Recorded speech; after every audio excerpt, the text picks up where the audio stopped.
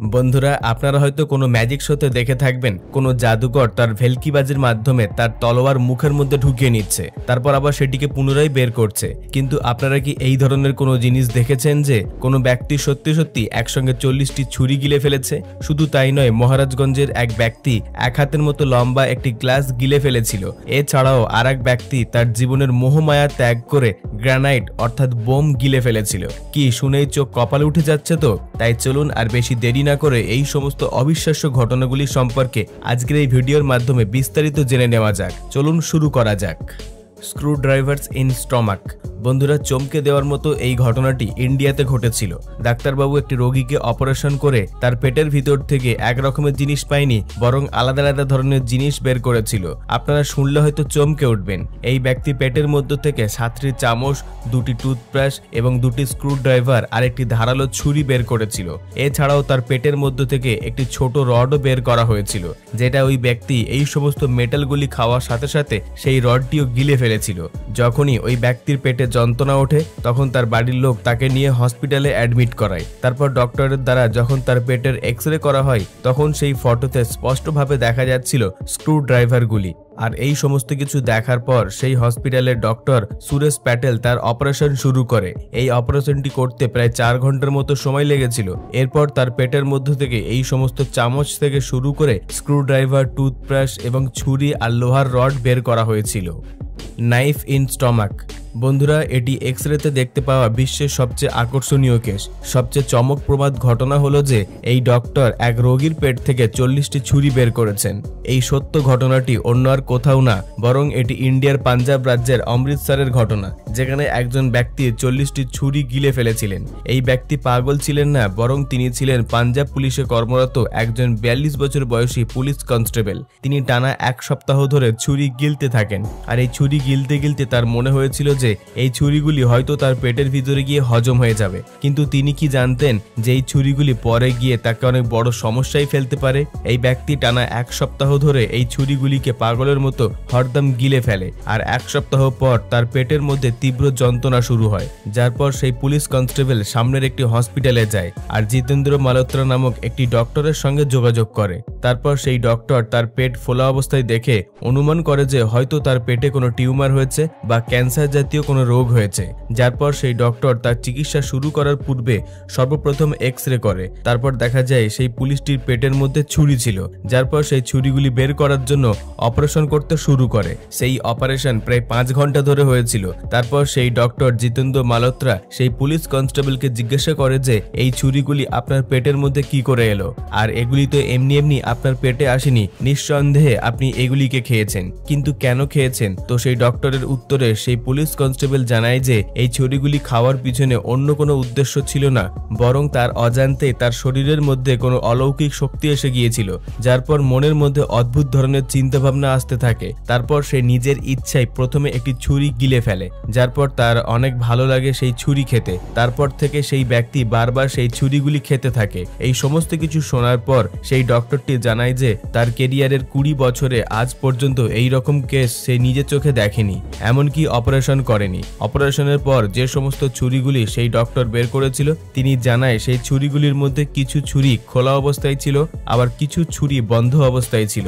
আর যে ছুরিগুলি খেয়েছিল তার মধ্যে থেকে খোলা ছুরিগুলি ওই ব্যক্তির পেটের ভিতরে গিয়ে ক্ষতবিক্ষত করছিল, যার ফলে সেই ব্যক্তির পেটের মধ্যে ইন্টারনাল ব্লিডিং হওয়া শুরু করে। আর এই ইন্টারনাল ব্লিডিং এর কারণে তার প্রচন্ড যন্ত্রণা শুরু হয়। তবে বন্ধুরা, অপারেশনের পর এই ব্যক্তি সুস্থ হতে প্রায় 1 মাস সময় লেগেছিল। Steel cup in abdomen. বন্ধুরা, এই ঘটনা সম্পর্কে শুনলে আপনাদের চোখ একেবারে কপালে উঠে যাবে। এই জেলাতে বসবাসকারী ধীরেন্দ্র নামক এক ব্যক্তির পেট থেকে একটি গ্লাস বের করে। সেই গ্লাসটি কোনো ছোট রকমের গ্লাস ছিল না, প্রায় 1 হাতের মতো বড় গ্লাস ছিল। এবারে সব থেকে অবাক করার মতো কাণ্ড হচ্ছে এটাই যে এই এত বড় গ্লাসটি ধীরেন্দ্র কিভাবে তার পেটের মধ্যে ঢুকিয়েছিল। এরপর এই ঘটনাটি আরো আকর্ষণীয় হয়ে ওঠে তখন যখন সেই ধীরেন্দ্র নামক ব্যক্তিটি জানায় যে ওই গ্লাসটি কিভাবে তার পেটে গিয়েছিল। তো সে ব্যাপারে কিছুই জানে না। আসলে হঠাৎ করে একদিন ধীরেন্দর পেটে ভীষণ যন্ত্রণা শুরু হয়। তারপর লোকাল কোনো ডক্টর দেখিয়ে কোনো দোকানে ওষুধ কিনে ব্যথার ওষুধ খেতে শুরু করে, কিন্তু ওই ওষুধে তার কোনো কাজ হচ্ছিল না। তারপর সেই ব্যক্তি জোনপুরের সিদ্ধার্থ হসপিটালে ডক্টর লাল বাহাদুরের সঙ্গে দেখা করে। তারপর সেই ডক্টর তখন তার পেট চেক আপ করার সময় টিপে দেখতে থাকে। তখন প্রচন্ড যন্ত্রণায় সেই ব্যক্তি ছটফট করে। তারপর ডক্টর সঙ্গে সঙ্গে তার পেটের এক্স-রে করায়, আর সেই এক্স-রে ছবির মধ্যে ধরা পড়ে একটি বড় স্টিলের গ্লাস। তারপর সেই ডক্টর যখন তার অপারেশন করতে যায় তখন দেখতে পায় গ্লাসটির পিছন দিকটা উপরের দিকে উঠে রয়েছে। এরপর ডক্টররা বুঝতে পারে যে গ্লাসটি চেপে চেপে তার মুখের সাহায্যে ভিতরে ঢোকানো হয়েছে।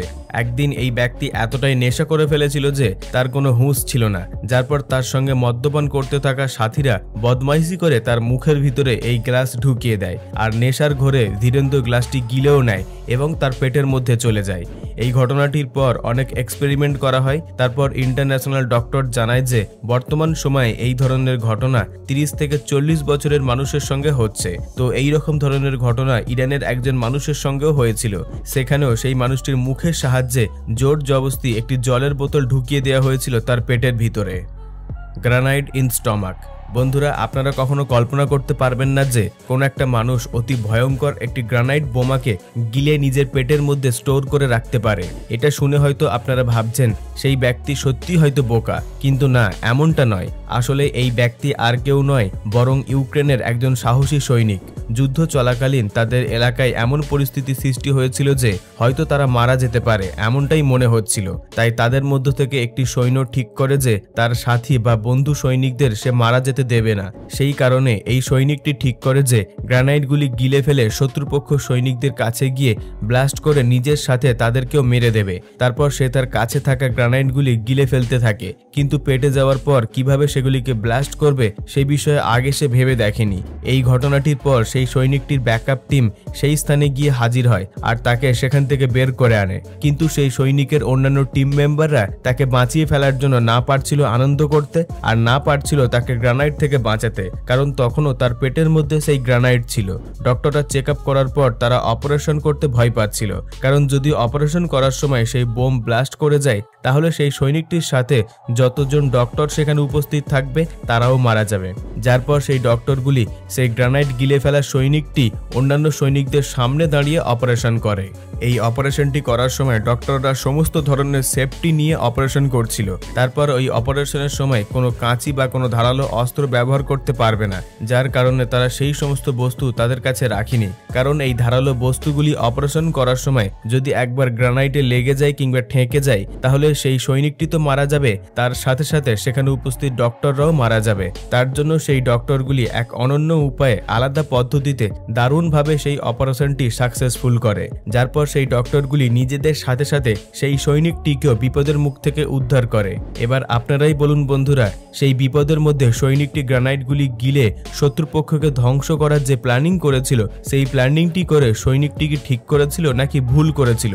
নিচে কমেন্টে অবশ্যই জানাবেন। Nail in the head. বন্ধুরা, যদি আপনার মাথায় একটি বড় ধরনের পেরা গিঁথে যায় বা ঢুকে যায় তাহলে কি আপনি বাঁচতে পারবেন? কিন্তু এই রকমের ঘটনা 32 বছরের একটি ব্যক্তির সঙ্গে হয়েছে। সেই পেরাকটি প্রায় 7.62 সেন্টিমিটার লম্বা ছিল।